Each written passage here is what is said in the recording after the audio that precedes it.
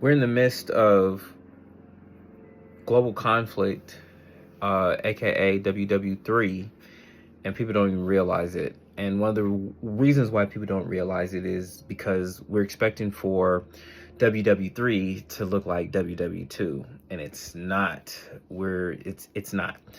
But history doesn't repeat itself, but it rhymes. And what that means is that you're starting to see what were the major weapons of that time of WW2, right? You had the airplane, you had cars, you had all these different modes of transportation. And then all of a sudden, we realized, hey, we can utilize these planes not only for transportation, but for war. And whoever's got the fastest planes can do the most damage. Whoever has the bombers that can carry the most.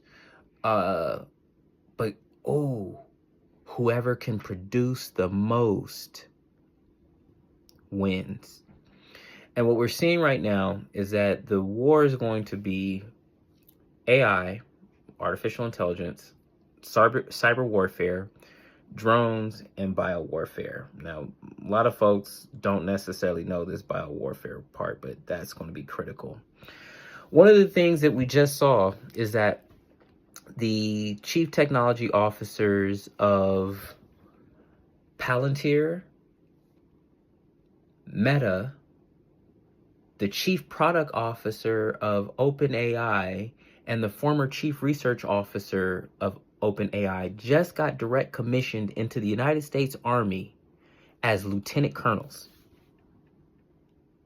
As lieutenant colonels, they just got direct commissioned into the Army as O4s in the, Army Reserve. Well, what does that mean? What does that mean? You're taking the executives from the most cutting edge AI companies, augmented reality and social media companies, big data companies, basically, big data and AI companies. You're taking those executives and now you're putting them in the Army so that the United States Army can take advantage of their expertise and really modernize the fighting force and fighting capabilities, cyber warfare and AI capabilities of the United States Army and the United States military at large. The last time that we saw something like this happen was when William Knudsen, who was executive at General Motors, was direct commissioned as a lieutenant general in the Army during World War II. William Knudsen, direct commissioned as a lieutenant general. I believe that's a two-star general.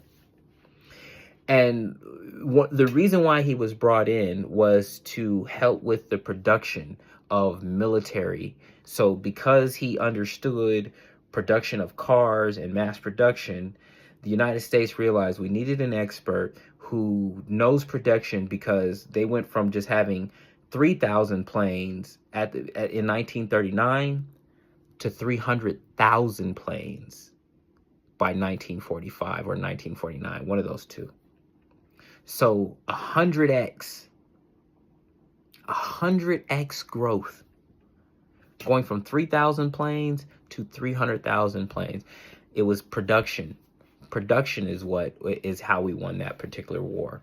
Now, in this particular war, whoever has the best drones, whoever has the best cyber warfare and AI capabilities, as well as biowarfare, that's what we're going to be seeing.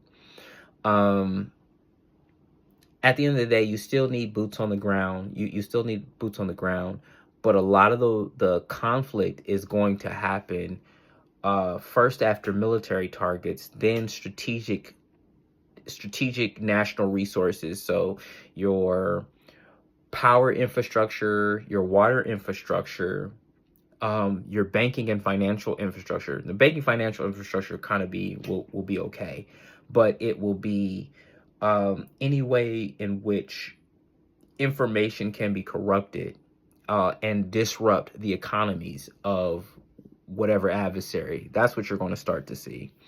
But yeah, just giving everybody this update. so that they know what the heck is going on.